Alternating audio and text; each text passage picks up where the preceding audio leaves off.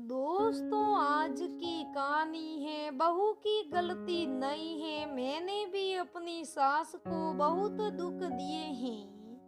चलो दोस्तों, कहानी को शुरू करते हैं। आंखों पर चश्मा चढ़ाकर सावित्री जी रसोई में गई। कब से कंठ सूख रहा है, बहू वैशाली सुन रही थी। कब से सावित्री आवाज लगा रही थी। टीवी बड़ी ही तेज आवाज में चल रहा था। तभी पानी का गिलास हाथों से छूट गया और सावित्री जी उसी पानी पर फिसल गई। थोड़ी चोट लगी, दर्द से कराहते लगी। तभी पिंकू उधर से निकला। दादी गिर गई। उसने पूरे घर में शोर मचा दिया। वैशाली ये नजारा देखकर भड़क गई और चिल्लाने लगी, आपको रसोई में जाने की क्या जरूरत थी? थोड़ी देर पानी नहीं पीती तो मर तो नहीं जाती। एक तो पहले से ही बीमार हो, उस पर हाथ पांव टूट गए तो सेवा हमें ही करनी होगी। आपका क्या है? परेशान तो हमें ही होना होगा, खर्च तो हमें ही करना होगा। सावित्री जी ये बातें सुनकर चुप हो गई और धीरे धीरे चलकर अपने कमरे में चली गई। थोड़ी देर बाद पिंकू खाना लेकर आया और देकर चला गया। आज फिर से दलिया थोड़ा सा आसार मिल जाता, पर सुनने से पहले ही पिंकू चला गया।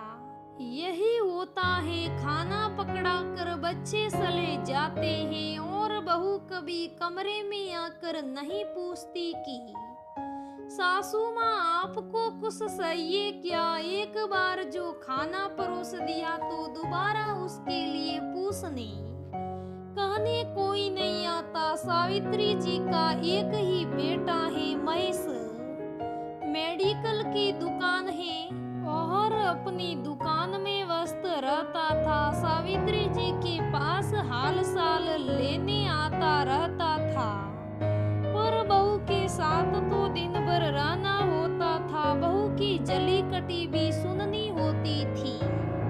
अब तो आदत भी हो गई थी। सावित्री जी कभी अपने बेटे से इसकी शिकायत नहीं करती थी। उससे ऐसे मिलती थी जैसे दिन भर कुछ हुआ ही नहीं हो। बुआ आई है, बुआ आई है, ये कहकर पिंकू चला गया। राधा बिटिया आ गई। जाने कौन से अच्छे कर्म किए हैं जो तू मेरी बिटिया बनकर आई है। माँ, आपकी ये हालत मुझसे देखी नहीं जाती। आप भैया को कुछ नहीं बताती और मुझे भी नहीं बोलने देती, राधा ने शिकायती लहजे में कहा। अच्छा बेटी मेरी छोड़, तेरी ससुराल में सब कैसे हैं? सब ठीक हैं। तेरी सास कैसी है? उनकी सेवा करना, उनका हमेशा आदर सम्मान करना, कभी कुछ भी खोरी खोटी मत सुनाना। सावित्री जी ने समझाया। माँ, ये सब बातें आप अपनी बहू को क्यों नहीं समझाती? राधा ने गुस्से में बोला। उसकी कोई गलती नहीं है। मैंने जो बोया है मुझे वो भुगतना ही है। मैंने जो दुष्कर्म किए हैं वही तो पलट कर आ रहे हैं। राधा, मैं तुझे इसलिए समझा रही हूँ बेटी, आज जो करोगी वो कल पलट कर आएगा। अच्छा करोगी तो अच्छा ही होगा। सावित्री जी अपने अतीत में खो गई और बोली, राधा, काश मैं अपना अतीत वापस ला पाती। मैंने अपने अतीत में जो किया है वही तो पलट कर आ रहा है। बोया पेड़ बबूल का तो आम कहाँ से होए? मैं जब शादी होकर आई थी तो सास केसर देवी बहुत खुश थी। रूप यौवन की धनी में अपने ही मद में सुर रहती थी। मन होता तो काम करती वरना नहीं करती। अलड़ उम्र थी और नवविवाहित भी। तेरी दादी केसर देवी मेरी हर गलती माफ कर देती थी।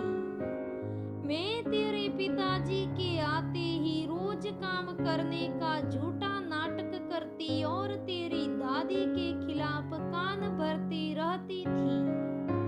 मैंने अपनी सास को कभी मान सम्मान आदर नहीं दिया। जब देखो उन्हें खरी खोटी सुनाती रहती थी।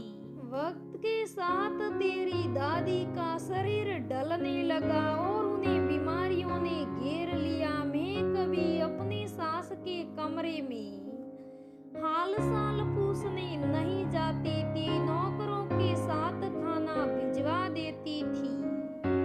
कभी सास की पसंद नहीं पूछती थी। जो बन गया हो वही खाना है।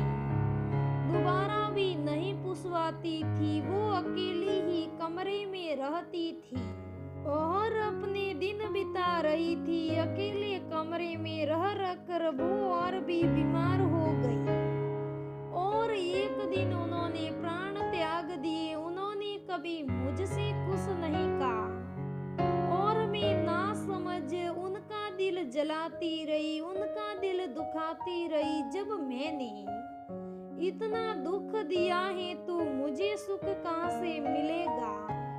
आज मेरी भी वही हालत हो गई है। मैं पश्चाताप की आग में जल रही हूँ। मुझे किसी का कहा सुना बुरा नहीं लगता। मेरे साथ जो भी व्यवहार होता है मुझे अपने पुराने दिन याद आ जाते हैं। मैं अपनी सास केसर देवी के साथ कितना बुरा सलूक करती थी, उनका कितना अपमान करती थी।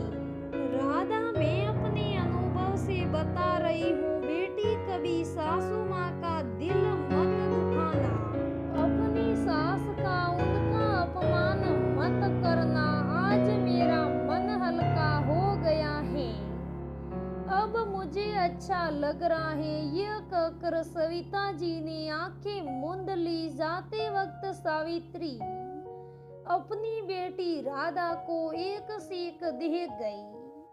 दोस्तों, वास्तव में ये बात तो सही होती है। जैसा हम करते हैं वैसा ही भुगतते हैं। वैसे सावित्री जी ने अपनी सास को दुख दिए, वैसे ही सावित्री जी की बहू ने भी सावित्री जी को दुख दिए। भगवान सब देखता है, अब इसी जमाने में दिखाता है। तो दोस्तों, जैसा बोओगे वैसा ही पाओगे। इसलिए मैं कहना चाहूंगी, प्यार से रहो, अपनी सास की सेवा करो, तो फिर हमें भी जिंदगी अच्छी बीतेगी, हमारी भी, और हमारी बहुएं भी हमारी सेवा करेगी। दोस्तों, ये आज की कहानी कैसी लगी मुझे कमेंट करके जरूर बताइएगा।